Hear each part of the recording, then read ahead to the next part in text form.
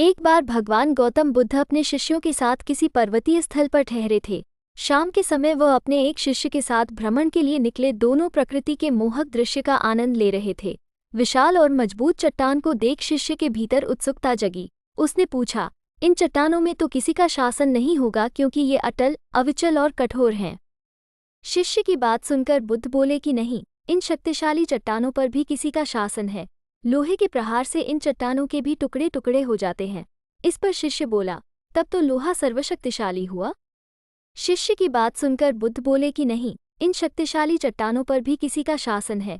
लोहे के प्रहार से इन चट्टानों के भी टुकड़े टुकड़े हो जाते हैं। इस पर शिष्य बोला, तब तो लोहा सर्वशक्तिशाली हुआ।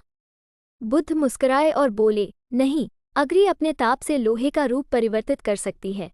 उन्हें धैर्यपूर्वक सुन रहा शिष्य बोला, इसका मतलब अग्नि सबसे शक्तिवान है।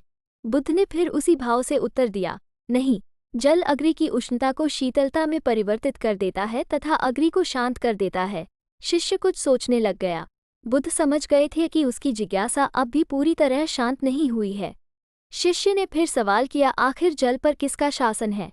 भगवान बुद्ध ने उत्तर दिया, वायु का। वायु का वेग जल की दिशा को बदल देता है। शिष्य कुछ कहता इससे पहले ही बुद्ध ने कहा कि अब तुम कहोगे पवन सबसे शक्तिशाली हुआ। नहीं, पवन सबसे शक्तिशाली नहीं है। सबसे शक्तिशाली है मनुष्य की संकल्प शक्ति, क्योंकि इसी से पृथ्वी, जल, वायु, अग्नि इत्यादि को नियंत्रित किया जा सकता है। जीवन में कोई भी महत्वपूर्ण कार्य संकल्प शक्ति के बगैर असंभव है, इसलिए अपने भीतर संकल्प शक्ति का विकास करो।